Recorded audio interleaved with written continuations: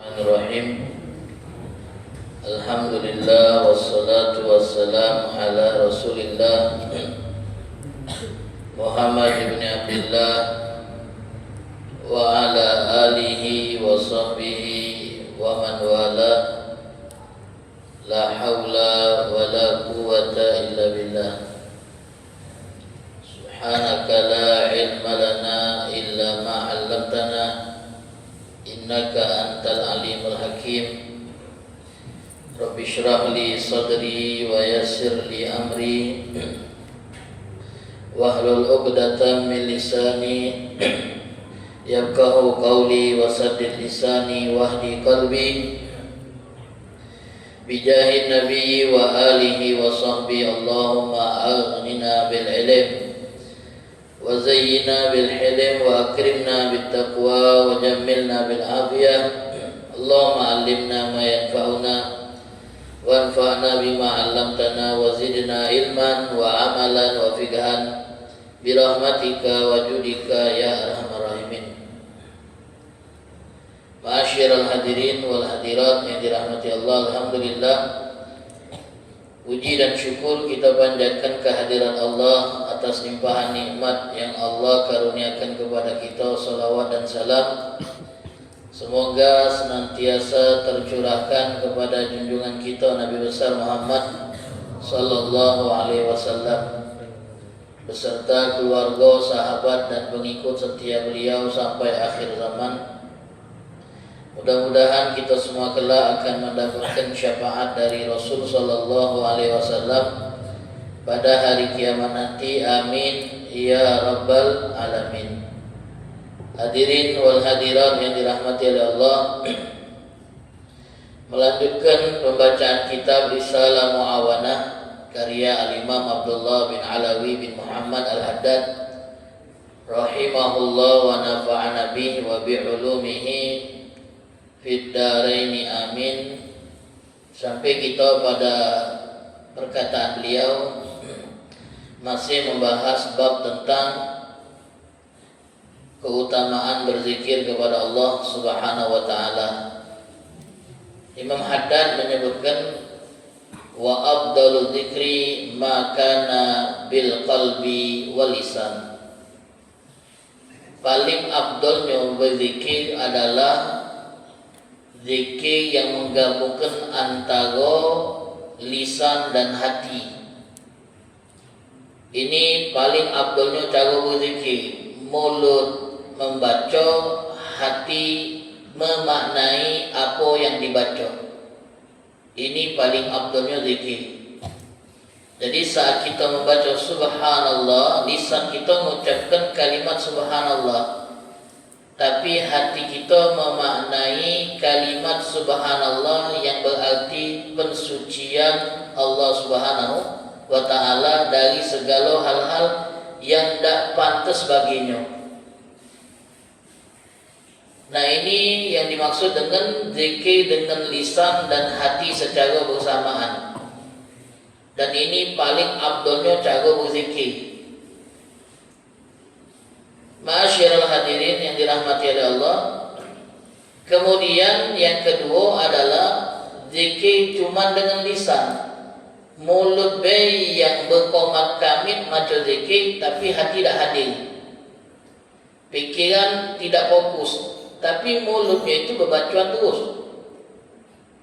Mulutnya itu tidak pernah berhenti bergerak.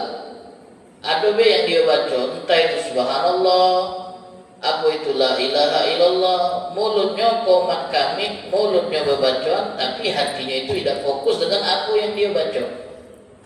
Nah, ini tingkat kedua, namanya zikrun bil lisan, baca zikir dengan lisan.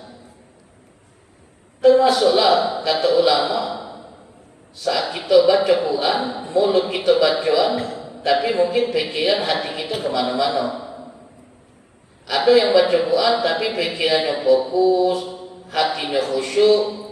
Ini berarti ngabungkan baca Quran antara lisan dengan pikiran dan hati. Jadi tingkat kedua zikrul lisan, cuma lisan B yang bergerak, lisan B yang membaca, tapi hati tidak fokus dengan apa yang dibaca. tetap berpahala. Kemudian tingkatan yang ketiga, zikrul qalb. Hati yang mikirkan dan membayangkan bacaan zikir tapi mulut tidak bergerak. Jadi pikiran sama hati baca berzikir, dia melintaskan la ilaha illallah, tapi dalam hati tidak keluar dari lisannya. Nah itu juga termasuk jadi zikir, namanya zikrul qalbi. Ada orang yang mulutnya tidak bergerak tapi hati dan pikirannya berzikir. Hati dan pikiran berzikir. Ada santri yang cuma duduk, mulutnya tidak bergerak, bibirnya tidak bergerak, tapi dia ulang hafalan. Dia menghadirkan hafalan yang sedang dia ulang. Nah itu namanya zikrul qalbi. Zikir cuma dengan hati. Nah ini tingkatan zikir yang disebutkan. Namun yang paling afdal tentu zikir yang diucapkan dengan lisan dan juga dihadirkan dalam hati, itu paling afdalnya zikir. Kemudian di sini Muhammad mengatakan wa afdal lidzakir minal israr wal jahri bidzikri wal qiraah al asla minhu mali qalbi. Mana yang afdal, mana yang lebih baik, berzikir dengan ngeraskan suara sampai wong lain bisa mendengarkan suara kita saat berzikir, atau berzikir dengan memelankan suara sehingga yang mendengar itu cuma kita atau paling tidak wong yang ada di sekitar samping kanan dan kiri kita, wong yang jauh tak dengar bacaan kita. Mana yang afdal, zikir dengan ngeraskan suara, dengan meningkatkan volume suara, atau zikir dengan memelankan suara? Kadang kita juga kan ada model berzikir kuatnya, la ilaha illallah, la ilaha. Ada yang tidak ada suara keras, la ilaha illallah, la ilaha. Nah mana yang afdal? Antara mengeraskan suara atau memelankan suara? Di sini Imam Haddad berkata, yang mana yang paling cocok dan paling ngena ke hati kita? Kira-kira mana yang paling ngena? Yang paling cocok dengan kondisi kita? Ngeraskan suara atau melankan suara? Kalau menurut kita, anak ni Ustaz, kalau zikir bersuara tu terasa lemah niat, lebih semangat, lebih damai, lebih tenang. Kalau pakai suara, berarti untuk dia secara pribadi zikir dengan suara afdal. Ada orang yang kata, kalau anak ni Ustaz, kalau zikir pakai suara malah tak fokus, pikiran jadi kacau. Justru kalau zikir dengan suara pelan, dengan suara yang agak berbisik, tidak terlalu kencang, lebih ngena, lebih bisa fokus. Berarti untuk itu zikir yang volumenya kecil lebih afdal. Jadi masing-masing beda-beda Pak. Jadi tak pacak disambungkan. Kalau anak lebih tenang kalau tak zikir, Ustaz, nah lain cerita ini. Malah kalau tak zikir dia lebih tenang jadi dia. Nah ini memang orang sudah hatinya hati. Malah kalau tak zikir lebih tenang. Jadi tergantung. Tak boleh kita nak nyalakan. Kau ni zikir kerasnya. Ada lagi itu juga kalau membaca Quran. Kalau suara tak keras, nafsu tak nyaman, tak enak, tak fokus. Kalau maconya terlalu pelan. Tapi kalau maconya kuat, lebih fokus, lebih tenang, lebih nyaman. Nah itulah tadi, tetap harus ada etika. Kalau kita zikirnya kuat, rasa lebih tenang. Kalau baca, jangan sampai bacaan zikir kita yang kuat tadi nganggung lain. Nganggung lah orang lain. Bacaan kita ketika baca Quran ada niat Pak. Hadirin wal hadirat wal talabah, ada niat untuk kalau ngaji itu suaranya agak keras. Kalau lembek tak baca dia, buang lemak. Yang suaranya berbisik-bisik itu, Yasin wal Qur'anil Hakim. Buang lemak dia, tak ngeno. Tapi kalau dibuatkan Yasin wal Qur'anil Hakim, lebih ngeno, lebih nyaman. Tiap orang beda-beda. Tapi kita juga harus memperhatikan kondisi sekitar. Kalau dengan bacaan kita yang agak kuat tadi muat orang lain terganggu, yang kebetulan lagi zikir juga, maka volumenya agak kecil sedikit. Atau kalau tidak, kita agak menjauh supaya suara kita yang kuat tidak ganggu bacaan dia. Kadang santri yang sama-sama lagi ulang, kawan sebelah ulang kuat, terganggu lagi. Terganggu gitu deh. Kalau kita lagi fokus dengan bacaan kita, kawan sebelah lagi fokus dengan bacaan dia. Kita dengar bacaan dia, akhirnya kita nyambung ayat dia. Nah, keliru lagi. Kita tadi bacaan subhanallah, subhanallah, kawan sebelah lagi alhamdulillah, alhamdulillah, alhamdulillah. Terpengaruh oleh bacaan dia. Jadi kalau nak kuat, tengok juga suasananya. Kalau nak lembet, ya kalau lembet otomatis tidak mengganggu. Kemudian kalau kita nak baca kuat-kuat tak jadi masalah, apalagi kalau itu membuat kita lebih nyaman, lebih tenang, lebih nyambung ke hati, tak jadi masalah. Dengan catatan juga tidak ada unsur riyanya di situ, bukan untuk pamer, bukan untuk menunjukkan bahwa kita berzikir, bahwa kita berbacaan, bahwasanya kita ngaji sudah agak jauh. Baca dulu ngaji itu, pas lagu 7 kuatnya. Ya orang tahu lagu 7 lagi otam, 7 lagi kuatnya. 28 bersama Allah kuatnya. Tujuannya untuk menunjuk tahu batas bacaan dia, jangan dulu. Jadi al-jahru afdal bagi wong yang ngaso nyaman dengan bacaan cara tersebut dengan catatan tidak mengganggu dan tidak niat pamer. Al-israr afdal bagi yang ngaso nyaman dengan bacaan yang pelan, dan tentu kalau bacaan yang pelan itu tidak ganggu siapapun. Kemudian ma'asyiral hadirin wal hadirat wat talaba, kalau kita jengok bahwasanya Sayyidina Umar bin Khattab radhiyallahu anhu pernah suatu malam beliau lagi meronda mengontrol kondisi masyarakatnya, rakyat yang beliau pimpin, dan beliau pernah mendengar ada orang yang lagi membaca Al-Quran di malam hari, berarti suara bacanya kuat. Kenapa? Sampai beliau bisa dengar bacaan itu dari luar rumah, berarti suara bacaan itu kuat. Sampai-sampai disebutkan dalam beberapa keterangan, orang dulu itu kalau jalan di malam hari bisa mendengar bacaan dari beberapa rumah itu yang dilewati. Di sini maco, hidup rumah itu dengan bacaan. Dan mereka ada kata istilahnya pamer. Memang itulah cara mereka baca Quran tiap malam, dan itu kebiasaan mereka. Dan hadirin wal hadirat yang dirahmati oleh Allah, sahabat di antaranya Abdullah bin Umar pernah meriwayatkan, inna kunna lanaquddu, sungguh kami menghitung bacaan yang dibaca oleh Nabi di dalam satu majelis, Rabbighfirli wa tub alayya innaka antat tawwabur rahim mi'a marrah. Kami ngitung bacaan Nabi Rabbighfirli wa tub alayya innaka antat tawwabur rahim dalam sekali duduk itu 100 kali. Kami ngitung bacaan Nabi, berarti bacaan Nabi kuat, sehingga yang ada di tempat itu pacak ngitung. Kalau bacaan Nabi pelan, tak tahu mereka hitungannya. Jadi bacaan Nabi itu keras, sehingga yang duduk bersama Nabi bisa menghitung jumlah bacaan Nabi. Kata Abdullah bin Umar, kami hitung jumlahnya itu 100. Jumlahnya itu 100. Nah, ini menunjukkan bahwasanya al-jahru bidzikri, mengeraskan suara saat berzikir, itu dibolehkan dengan catatan-catatan yang tadi kami sebutkan. Lalu Al-Imam Haddad mengatakan, wa dzikru huwal wirdud daim al-mustamir.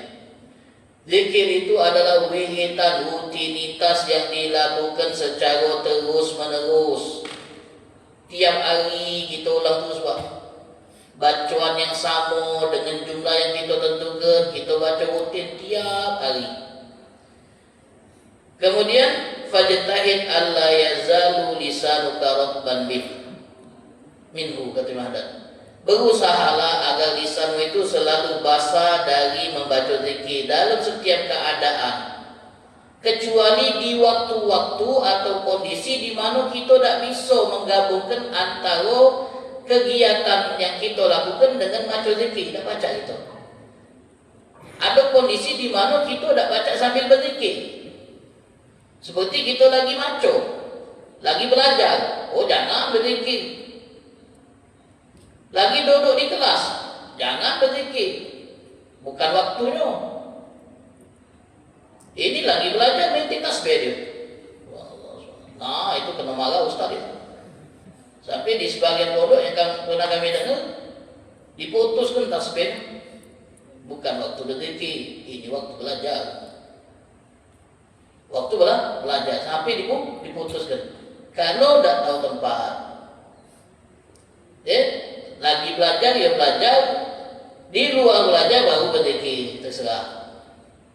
Walhasil ada kondisi di mana kita tidak baca ngabungkan antara kegiatan yang kita lakukan dengan berzikir. Seperti kita lagi membaca, tak baca kita sambil berzikir. Lagi baca buku, baca kitab, atau kita lagi tafakur, lagi merenung, susah untuk digabungkan dengan berzikir. Karena fokus kita sedang berfikir, untuk berbarengan dengan zikir itu agak sulit. Lalu hadirin wal hadirat wa talaba, Imam Abdullah bin Ali al-Haddad mengatakan, wa 'alaika bil muhafadha 'alal adhkar wal ad'iya al-warida fi adbaris shalawat. Hendaklah engkau menjaga zikir dan doa yang terdapat riwayatnya untuk dibaca setiap selesai solat. Beliau menekankan agar kita menjaga zikir dan doa yang biasa dibaca setelah solat yang ada riwayatnya dari Nabi Sallallahu Alaihi Wasallam. Begitu juga zikir dan doa yang dibaca di pagi dan petang hari yang ada riwayatnya dari Nabi Sallallahu Alaihi Wasallam. Begitu juga zikir tidur dan bangun tidur yang ada riwayatnya dari Nabi Muhammad sallallahu alaihi wasallam. Hendaklah kita berusaha menjaga bacaan dan doa-doa yang disebutkan tadi. Setelah sholat, pagi dan petang, tidur dan bangun tidur, hendaklah kita menjaga zikir dan doa yang dianjurkan oleh Nabi sallallahu alaihi wasallam. Dan yang lain-lainnya daripada zikir dan doa yang Nabi anjurkan di waktu tertentu dan dalam kondisi tertentu juga. Banyak.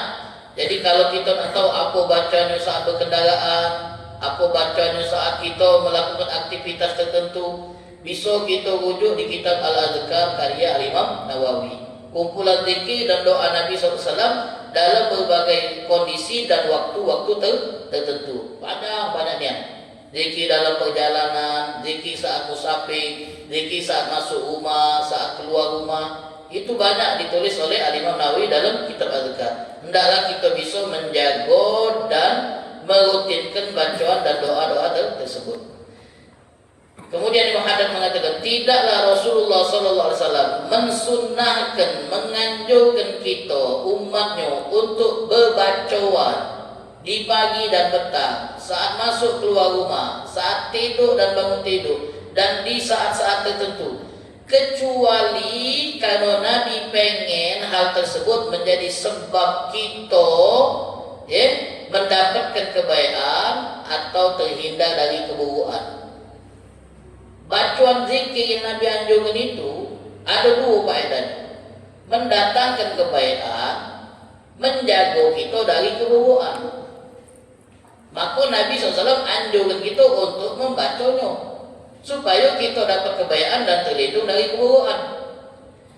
Lalu Imam Haddad ngomong, siapa yang mengabaikan bacaan zikir dan doa yang Nabi anjurkan di waktu dan kondisi tertentu, kemudian dia tertimpa masalah di waktu tersebut, kemudian dia mengalami hal yang tidak diinginkan di waktu tersebut, maka jangan salahkan kecuali diri dewe. Ngapu tidak melindungi diri dengan bacaan yang diajari Nabi. Jadi di antara bacaan yang Nabi ajarkan itu ada yang fungsinya untuk melindungi, biar kita terlindung, biar kita terjaga. Di antaranya bu, Bismillahilladzi la yadurru ma'asmihi syai'un fil ardi wala fis sama' wa huwas samiul alim. Siapa yang membacanya 3 kali di pagi hari, 3 kali di petang hari, maka tidak ada yang akan membahayakannya sesuatu apapun. Zaman sekarang ini kita kadang-kadang Bapak Ibu takut nak mengkonsumsi makanan tertentu, menyebabkan datangkan penyakit begitu. Tak makan takut, tak nyentuhnya. Nah, ini berminyak tak Ustaz? Berminyak, tak ada aku makan berminyak, takut kolesterol, bagus sebenarnya, nyago. Manis tak makan ini? Manis, takut, dia kena gula. Nah ini jangan takut, banyak takut sekarang ni kita. Jadi kadang-kadang hati-hati, memang bagus itu. Tapi ada zikir dari Nabi yang kalau kita baca kita akan terlindungi dari segala keburukan baik yang ada di langit ataupun yang ada di bumi. Bismillah alladzi la yadurru ma asmihi syai'un fil ardi wala bis sama' wa huwas samiul alim. Dibaca dengan penuh keyakinan, insyaallah Allah Taala lindungi dari segala keburukan. Kami pernah baca sebuah catatan, lupa apa ini terjadi pada Imam Qurtubi atau yang lain.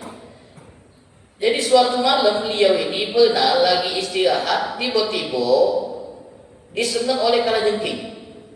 Nah, benar-benar beliau mengalami nasib sial, tiba-tiba sengat kalajengking. Atau kampus hati tiba-tiba disentot tawon matanya. Nah, tak benar-benar. Dari mana pula tawon ini datang? Lagi lemah-lemah tidur, bangun tidak bengkak, dicium tawon. Nah, Imam Qurtubi ini kalau kami tidak salah bingung beliau, ngapa baca hari ini kena sengat kalajengking? Padahal selama ini di tempat itulah aman-aman, beda kata kalajengking. Tiba-tiba malam itu sial kena sengat kalajengking. Beliau ingat lagi, oh iya ni ya. Sore tadi macam doa Bismillah alladzi la yadurru ma asmihi syai'un fil ardi wala bis sama' wa huwa samiul alim. Lupa macam itu kata beliau. Jadi beliau menyalahkan diri dia, gagal lupa macam itu, akhirnya kena sengat. Jadi memang ini memiliki fungsi untuk melindungi kita dari hal-hal yang tidak kita inginkan. Baca deh. InsyaAllah Allah Ta'ala beri penjagaan, beri perlindungan kepada kita. Nah, itu yang disebutkan oleh Muhammad tadi. Nabi tidaklah menganjurkan kita untuk membaca zikir dan doa tertentu dalam keadaan dan waktu tertentu kecuali supaya kita dapat kebaikan atau terlindung dari keburukan. Kalau kita tak baca kemudian kita terhalang dari kebaikan atau kita tertipu keburukan, jangan salahkan kecuali diri dewe ngaku tidak membaca apa yang dianjurkan Nabi sallallahu alaihi wasallam.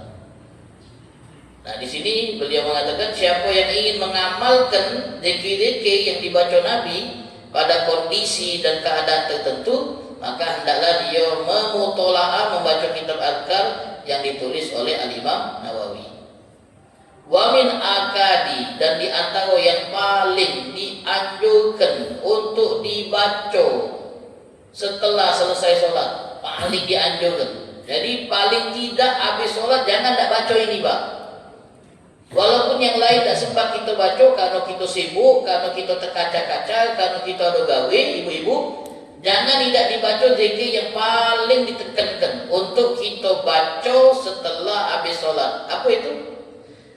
Kata beliau, hendaklah kita mengucapkan doa berikut ini setiap habis sholat, karena ini termasuk yang paling ditekankan untuk kita lakukan sehabis sholat. Allahumma a'inni ala zikrik wa syukrik wa husni ibadatik. Jangan tak baca, Pak. Ini paling ditekankan, paling minimal yang kita baca habis sholat. Di antaranya zikir ini, Allahumma a'inni ala zikrik wa syukrik wa husni ibadatik. Kemudian baca tasbih 33 kali, tahmid 33 kali, takbir 33 kali. Subhanallah, subhanallah, subhanallah 33. Alhamdulillah, alhamdulillah 33. Allahu akbar, Allahu akbar 33. Kemudian 99 jumlahnya dipaskan menjadi 100 dengan membaca la ilaha illallah wahdahu la syarikalah lahul mulku wa lahul hamdu wa huwa ala kulli syai'in qadir. Lahul mulku wa lahul hamdu wa huwa ala kulli syai'in qadir, tanpa yuhyi wa yumit. Mengenapkan 100. La ilaha illallah wahdahu la syarikalah lahul mulku wa lahul hamdu, tidak pakai yuhyi wa yumit untuk yang dibaca setelah tasbih, takbir, wa tahmid. Baca sekali pas 100. Nah, ini juga jangan ditinggalkan setiap habis sholat. Tasbih 33, tahmid 33 tadi. Dan hadirin wal hadirat wa talabah, kata ulama, tiap ada zikir atau doa yang dianjurkan oleh Nabi untuk dibaca di waktu atau dalam keadaan tertentu, maka syarat untuk bisa dapatkan pahalanya adalah dibaca dengan pakai suara. Kalau cuman dengan feeling tidak pakai suara, atau bahkan ada ulama yang mengatakan walaupun cuman dengan gerakan lisan tapi tidak pakai suara, maka tidak dapat pahala yang dijanjikan. Maka dia belum dianggap berbacaan sesuai dengan yang dianjurkan. Jadi kalau ada Pak duduk Pak, mulut tak bergerak, tapi dia berbacaan. Misalnya dia dalam hati ngomong, Allahumma ini ala zikri wa syukri wa, mulut tak bergerak, maka belum dianggap berbacaan dengan bacaan yang dianjurkan Nabi tadi. Kenapa? Sebab tiap zikir atau doa yang dianjurkan oleh Nabi untuk dibaca di waktu tertentu, maka syarat untuk bisa dianggap dia sudah melakukannya adalah dengan disuarakan, pakai suara baru dianggap. Kalau tidak pakai suara tak dianggap. Tak dianggap telah membaca zikir tersebut. Jadi kata imam tadi memimpin, subhanallah, cuma jarinya bergerak. Boleh tak bergerak? Jari bergerak Pak. Tasbih berhenti. Suara tak katik. Paling minimal kata ulama, ada yang katakan ini dianggap paling minimal mulut tu bergerak, bibir bergerak, walaupun suara tak ketu, itu paling minimal. Ada yang katakan itu sudah dikatakan dianggap maco. Tapi yang dikatakan oleh jumhur mayoritas baru dianggap maco kalau suara tu metunya. Paling tidak kita rewek dengan suara. Kalau cuma BB, sebagian ada yang katakan dianggap, ada yang katakan tidak. Yang tidaknya itu kalau seandainya cuma dalam hati itu macam tangan juga. Lama pula bergerak terus. Nah itu baca apa ni gitu, tak habis-habis. Nah itu tidak dianggap niat. Berpahala tak? Kalau dia cuma menghadirkan dalam hati dan pikiran dia bacaan tersebut, tapi mulut dan bibir tidak bergerak, pahala dapat, tapi bacaan itu tidak dianggap bacaan yang dianjurkan oleh Nabi. Sebab kalau pengen dianggap bacaan itu, bacaan yang dianjurkan oleh Nabi, harus pakai suara macamnya Pak. Paling tidak kita dewe yang dengar tu, paling dewe ada suara. Dan macamnya itu juga harus lengkap. Macamnya itu harus lengkap. Jangan macamnya tidak lengkap. Subhan. Oh subhan. Apa ini?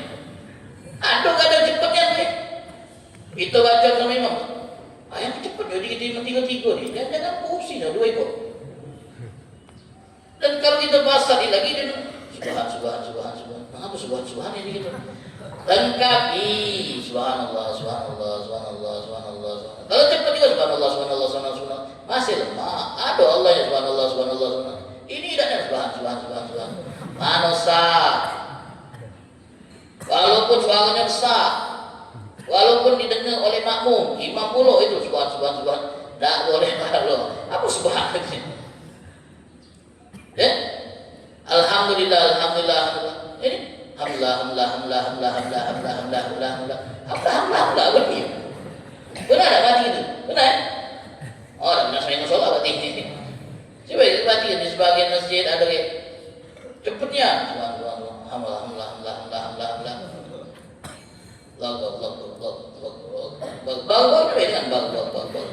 Nah ini tak boleh. Mesti suaranya itu betul, bacaannya juga jelas.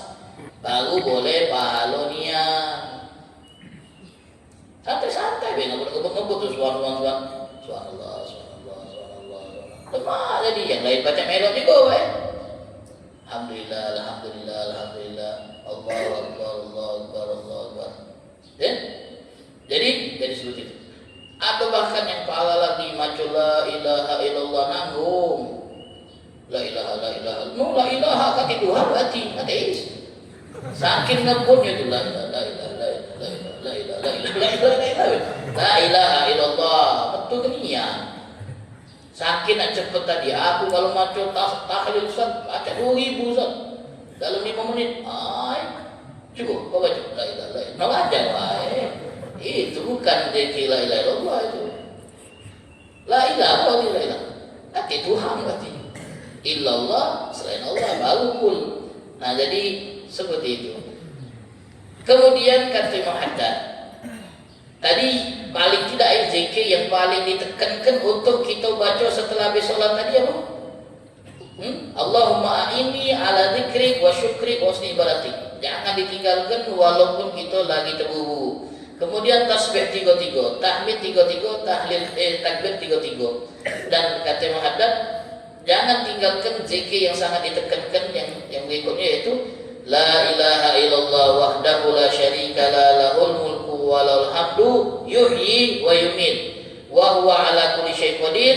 Baca 10 kali dengan posisi kaki masih posisi tahiyat akhir, belum berubah posisi duduk, belum berbicara setelah sholat subuh, asar dan maghrib. Zikir yang tadi 10 ini, la ilaha illallah wahdahu la syarikalah lahul mulku wa lahul hamdu yuhyi wa yumiit wa huwa ala kulli syai'in qadir, dibaca 10 kali habis subuh, habis asar, habis maghrib. Habis isya tidak dianjurkan. Kalau dibaca boleh pahala tapi tidak dianjurkan. Habis zuhur tidak juga, cuma di 3 waktu be. Maghrib, asar dan subuh. Sebanyak 10 kali dengan catatan posisi kaki masih duduk tahiyat, belum berubah posisi duduk. Jadi kalau sudah pangsilor berarti makanya zikir itu ada yang muqayyad, ada yang diikat dengan keadaan dan waktu dan jumlah. Jadi kita akan dapat pahala yang dijanjikan kalau kita mengerjakannya sesuai dengan cara yang disebut. Duduknya itu, baca dengan duduknya itu, jangan ubah. 10 kali, bacalah 10 kali, jangan ubah. Kemudian habis zuhur, habis asar, bacalah habis asar. Kalau kita baca habis zuhur, tidak dapat pahala yang dijanjikan. Tapi pahala zikirnya tetap dapat. Pahala yang dijanjikan oleh Nabi SAW di hadis tertentu tidak didapat kecuali kalau kita kerjakan sesuai dengan yang Nabi sebutkan dalam riwayat-riwayat dari beliau. 10 kali duduk tetap tahiyat dan belum ngobrol. Kalau sudah ngobrol habis sholat baru bacaan, batal pahalanya. Dapat pahala tak? Pahala yang dijanjikan pahala zikir secara umum tetap dapat. Nah, ini 3 hal yang kata Imam Haddad jangan kita tinggalkan, termasuk yang paling ditekankan untuk kita baca selepas sholat. Wa min dzalika, dan di antara zikir yang harus kita jaga adalah kita membaca dan mengucapkan saat pagi dan petang, sekarang dan petang nanti sebelum maghrib. Subhanallah wa bihamdi 100 kali. Subhanallah wa bihamdi 100 kali dibaca di pagi hari dan di petang hari, total 200 sehari berarti. Belum lagi ditambah yang setelah sholat tadi dibaca subhanallah, subhanallah bihamdi, subhanallah bihamdi, subhanallah bihamdi, dibaca 100 kali pagi dan petang, cuman durasi kurang lebih 5 menit, tapi pahalanya luar biasa. Kemudian kata Imam Haddad, jangan lupa juga baca subhanallah walhamdulillah wala ilaha illallah wallahu akbar al-baqiyatus sholihat. Banyak-banyak ke bebu itu. Subhanallah alhamdulillah wala ilaha illallah wallahu akbar. Jalan dari masjid ke rumah subhanallah alhamdulillah wala ilaha illallah akbar, atau subhanallah subhanallah sampai rumah dapat 100 lebih. Sampai dari masjid ke lokal, ke asrama, subhanallah subhanallah dapat 100 lebih. Gampang kan? Sambil berjalan boleh pahalanya. Dan juga kata Imam Haddad, jangan lupa membaca la ilaha illallah wahdahu la syarikalah lahul mulku wa lahul hamdu wa huwa ala kulli syai'in qadir 100 kali juga sehari semalam. Kalau subhanallah bihamdi pagi dan petang 100. Subhanallah alhamdulillah wa la ilaha illallah akbar 100 kali pagi dan petang. Ada lagi zikir la ilaha illallah wahdahu la syarikalah lahul mulku wa lahul hamdu wa huwa ala kulli syai'in qadir 100 kali seharian. Jadi boleh digoyong. Pagi 5, sore 5, malam 90. Karena pagi 5, sore 5, malamnya 90. Digoyong tak apa-apa itu. Bacanya dikit-dikit sampai selesai 100. Nah, kemudian Imam Haddad mengingatkan kita juga hendaklah kita memiliki bagian dari wirid bersolawat kepada Nabi Muhammad SAW. Karena solawat merupakan penghubung antara kita dengan Nabi. Kalau pengen terhubung dengan Nabi, maka caranya adalah dengan bersolawat. Solawat bukan pintu yang akan melimpahkan kepada kita melalui pintu tersebut madad, karunia, pertolongan, anugerah dengan wasilah Nabi kita Muhammad SAW. Jadi kalau pengen urusan mudah, perkara-perkara kita lancar, belajar kita juga mudah, urusan ngapal Quran juga mudah, bisa kita menggunakan media solawat kepada Nabi Muhammad SAW. Rutinkan sehari berapa dengan niat mudah-mudahan Allah Ta'ala buka hati kita, buka pikiran kita, sehingga ilmu mudah masuk, pelajaran mudah paham, apalan kita pun lancar. Nah, ini diantara cara untuk memudahkan segala urusan, solawat kepada Nabi Muhammad Sallallahu Alaihi Wasallam. Dan Nabi kita SAW bersabda, "Man shalla alayya marrah, sallallahu biha asyra." Siapa yang bersolawat sekali, Allah akan bersolawat kepadanya 10 kali. InsyaAllah nanti akan kita bahas secara khusus tentang solawat kepada Nabi Muhammad SAW. Mudah-mudahan bermanfaat dan semoga Allah Ta'ala beri taufik kepada kita untuk bisa mengamalkan zikir-zikir yang tadi kita sebutkan dan kita dengarkan. Amin ya rabbal alamin. Bismillahirrahmanirrahim. Ya Rabbana atarafna